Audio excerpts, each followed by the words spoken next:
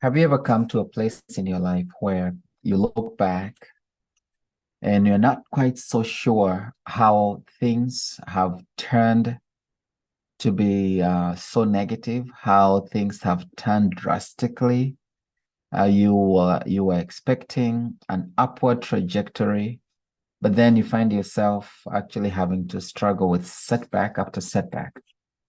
We find Job in chapter 29 relating an experience or experiences of his life. He looks back and he talks about a time when he was highly respected.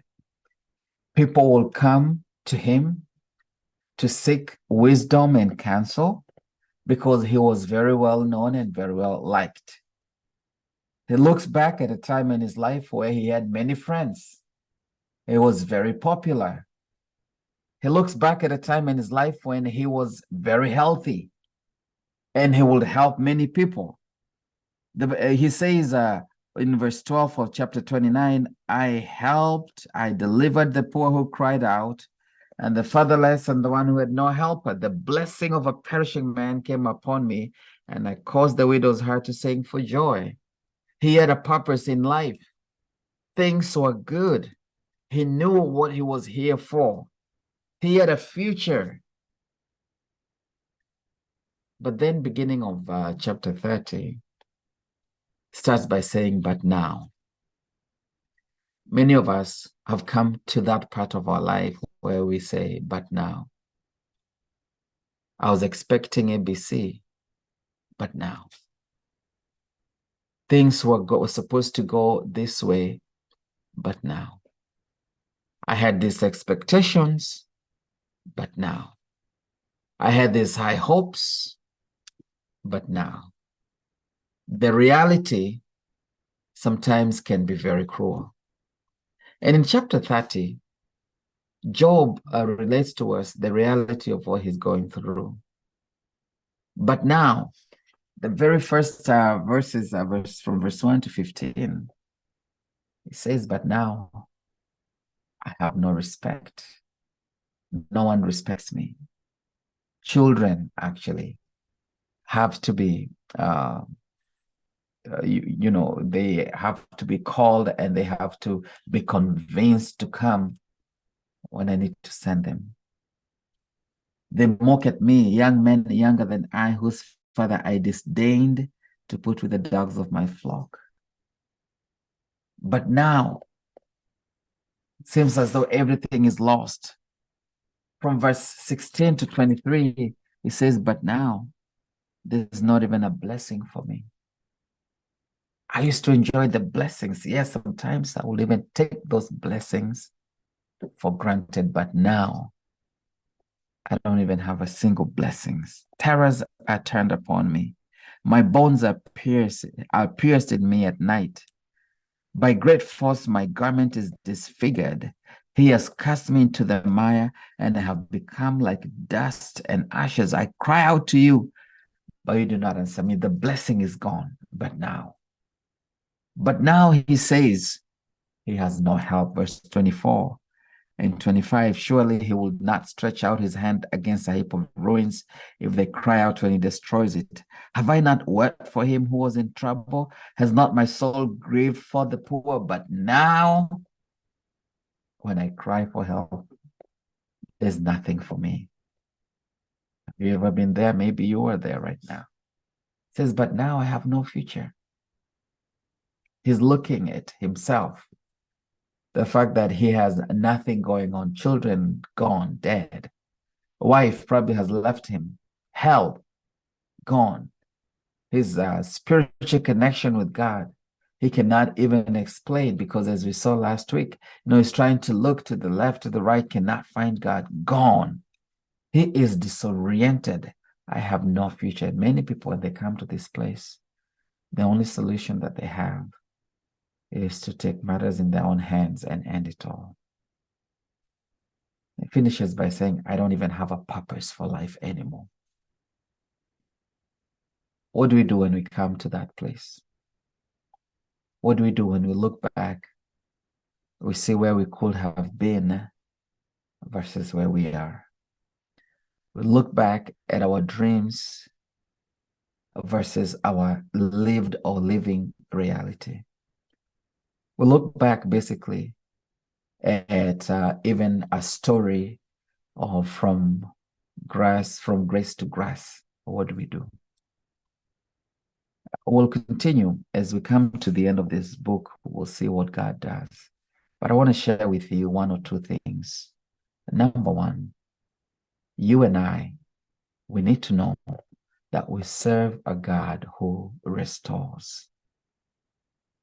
We serve a God who restores.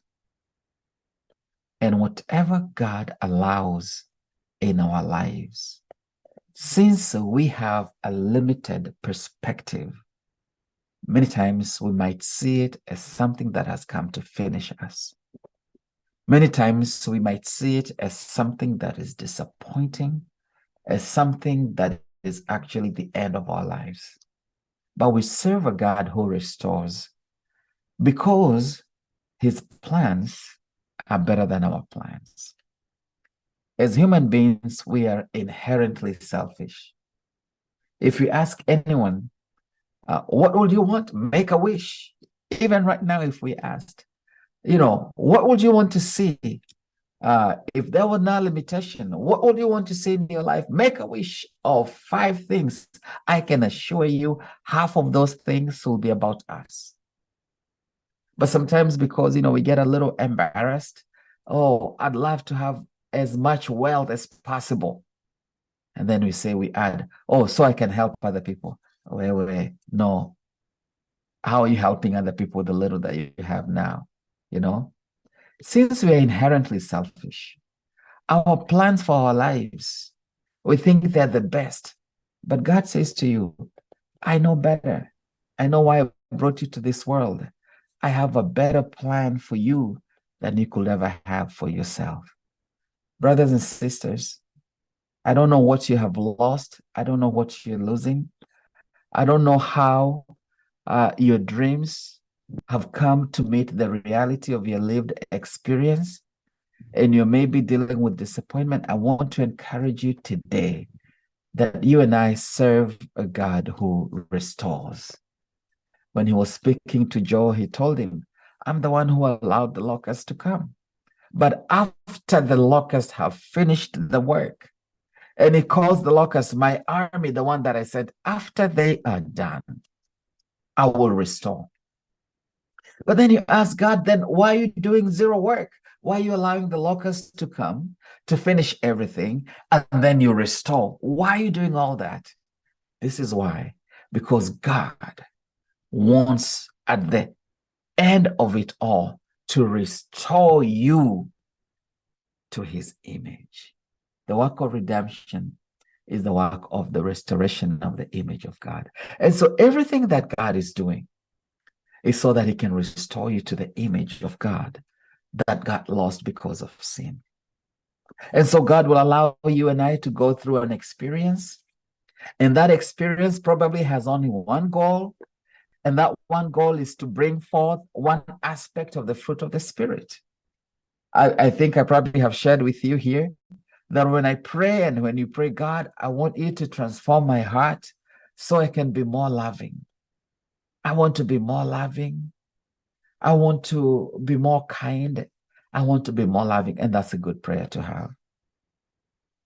God, many times, does not just send you an experience where you can just be more loving, or does not even send loving and lovable people around you. What most likely happens is he sends people who are unlovable, people who are selfish, people who are impossible, people who push your last button. And it is by you interacting with such people that you learn to be more loving. You learn to be more kind. You learn to be more patient. And therefore, when you look at it, all the experiences that you've gone through, that God has allowed you to go through, or God is allowing you to go through, they have a purpose. And that purpose is not just to restore what has been lost, but it's to restore you, to restore the image of God in you, that at the end of it all, you'll come out being more and more like Jesus. The next thing that I want you to consider as you look at Job talking about what he lost, but now he has lost respect. He has no help. He has no future. He has no blessing. God is not mean. In Lamentation chapter 3, as Jeremiah writes about the experiences that he's gone through, he starts to encourage himself. And he says that God does not afflict forever. God is not happy with that affliction. Because as Isaiah tells us, Isaiah 61, in our affliction, he too is afflicted. In our pain, he too is feeling the pain. In our disappointment and in our chaos, he too is experiencing that. And through his grace, he shortens the duration. So this does not have to go on forever and ever for long periods. When the message was sent in the book of Revelation to the church in Smyrna, the message was an encouragement that you will be troubled for 10 days. Yes, there'll be a beginning and there'll be an end. It will not go on forever and ever.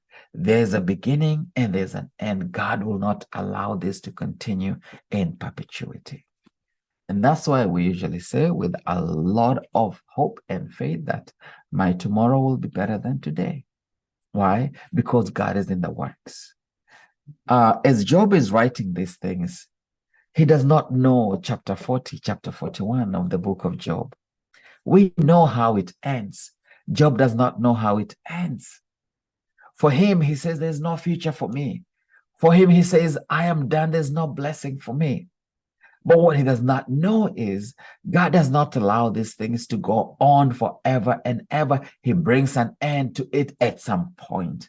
And when God brought an end to it at some point, all that Job was saying he does not have, as we have seen in the first point, God restored and gave him much, even more. And so what do we do when we find ourselves in this but now situation? May we pray that God will hold our hands. There's a difference between us holding on to the hand of God and God holding our hand. Take my hand, God, and hold it. Because when I hold on to the hand of God, the storms of life sometimes can come and shake me. And in this terror, the confusion, I might let go. I didn't mean to let go, but I might let go. And sometimes you've been in that place, you let go. Maybe you're in that place right now, you've let go. Maybe you are not holding on to the hand of God stronger than you used to a couple months ago, or maybe a couple years ago, because of life issues, the disappointment, the reality of life. And that's why I'd like to ask you to change the prayer a bit and pray with wisdom. Say, God, you hold my hand. Because when you hold my hand, I am assured of the fact that you will never let me go. Even when I feel impatient, God, I give you permission. Hold my hand. Take me through this. For I know that you have a better plan. I know that we have a good outcome. I know that you're a God who restores. I know that you're a God who is not mean, who does not want me to go through this in perpetuity. At some point, you will bring me out. But in the meantime, hold my hand, Lord Jesus.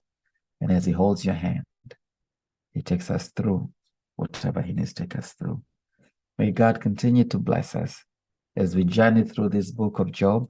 We are soon coming to an end as we see how God, as we now get to see how God restores and how he brings everything to a wonderful conclusion for his glory. May this be our prayer. May this be your prayer too, in Jesus' name. Amen.